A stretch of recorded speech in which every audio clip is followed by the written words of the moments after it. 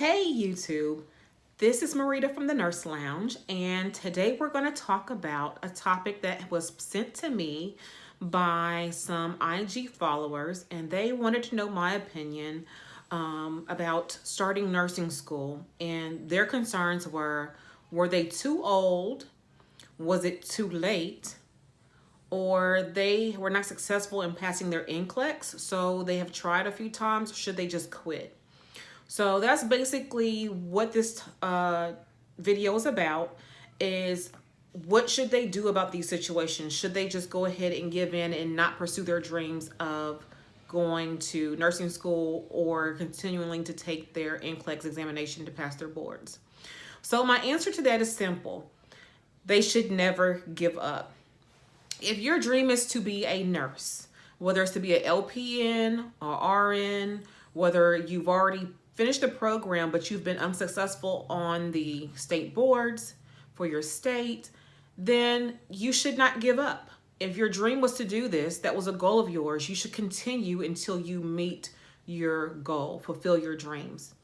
So one IG follower said her situation was she was 45, had 5 children, she was divorced, she was in debt, and she has, had health problems and things like that, but she really wants to be a nurse. And so she asked that I think with all those circumstances, would she or should she pursue that dream still? And I messaged her back and I said, of course, there should not be anything that stops you besides you yourself. If she is interested in becoming a nurse, you do what you need to do. Another person emailed and said, hey, I'm 55 years old and I have always had a dream of becoming a nurse.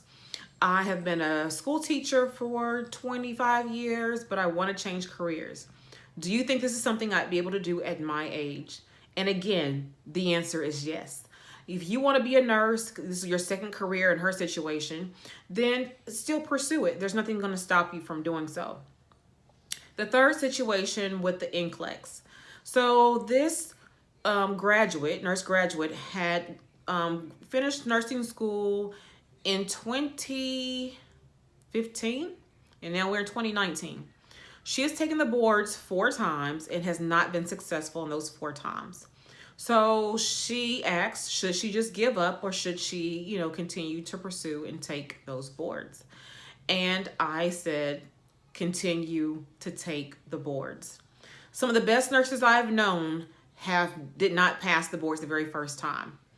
It is a process to those boards. It is a process to learning what you need to learn in order to be successful. For her, I recommended her taking a Kaplan review, a UWorld, the Hearst review, different reviews like that, so she can find a way in which she can optimize her learning by learning strategies in which she could facilitate and use when she's taking her test. If it's anxiety, we talked about ways to decrease her anxiety before the test. When it comes to the older lady who, second career, who wanted to pursue nursing, I told her similar to the same thing in the sense that she should go ahead and pursue it. She needs to kind of look into going to a school that's going to meet her needs. There will be a transition from becoming a teacher in her role now to a student. And so she will have to kind of give up authority, which that's pretty typical of teachers having authority. And so becoming a student can be difficult because then they have to give up that authority and become the student and be in a student's role. But outside of that, as a second career, I think it's wonderful for her to be able to go and pursue nursing. The first scenario with the lady with the children, I told her as long as you have plans for your children and you're able to sacrifice and you're able to put them somewhere for childcare purposes in which you can do your clinicals and set time aside to do classwork, then there's not going to be a problem. Now, in all 3 scenarios, I did tell each one of them that they needed to find a school that is accredited, that represents what they really want to do regarding if they want to be a LPN, a 2-year RN, or a 4-year RN. And based on those desires, they need to find the prerequisite classes that they need. So all three need to have strong science skills with anatomy and physiology, A&P as we call it. It took me 3 times to pass that class successfully and actually understand what it is. That class is a foundation course for nursing. If you don't know your anatomy, if you don't know what side the heart is on, if you don't know the location of your lungs, if you don't know what the hips are, if you don't know where your spleen or liver is located, you have no business in nursing school. You really need to learn your A&P as a foundation course. Also, we were required to take chemistry classes. There's not required as much anymore, but you do need to have a general understanding of chemistry, statistics, microbiology. I took that class as well. And some foundation of psychology classes would be beneficial to you as well. So that's recommended for most programs. Again, for LPN program, that may not be required, but for some of your 2-year and 4-year programs, it is required. In addition to that, if you can make the sacrifice, commitment, and you can find the time and money, because nursing school is very expensive, so if you can find the money, then yes, you should be able to go to nursing school and be successful, as long as you have the mindset that I am going to do this and I will do this and be successful. Mindset is everything. If you believe you cannot do it, you won't achieve it. It's just that simple. So you have to believe it to achieve it. Now, when it comes to being dedicated and committed, you need to also know about your clinical sites.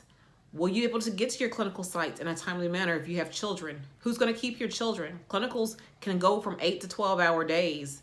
And so if that's the case, most daycares are not open past 12 hours. So you need to find solutions to those types of problems that you may have. When it comes to working, you may not be able to work while you're in nursing school.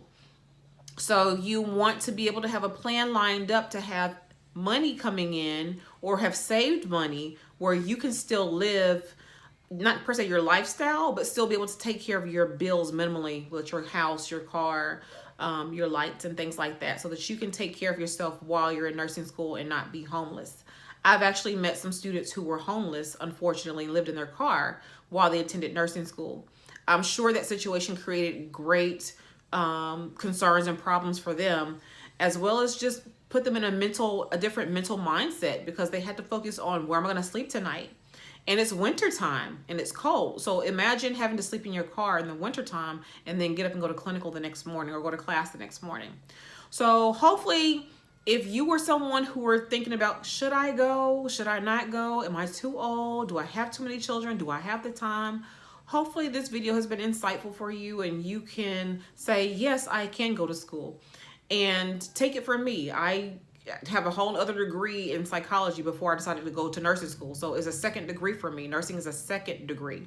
My first degree, again, was in psychology. So I spent 5 years getting a degree just to end up not using it, at least not directly. And then said, you know what, I think I'm going to go into nursing so I can take care of my children. And doing so has been the best thing that's happened to me, because I can get a job, take care of my children, and live somewhat the lifestyle that I've come accustomed to living as being a registered nurse. So again, hopefully you found this helpful. If you are not familiar with my IG page, it is the Nurse Lounge, the same as this YouTube channel. So feel free to go over there and follow, comment, like pictures, share pictures, and just tell me what you think. Again, I thank you for coming by the Nurse Lounge. And before you go, take time to subscribe below and hit that notification bell so you will be the first to know when I upload a new video. Until the next time, take care. Bye-bye.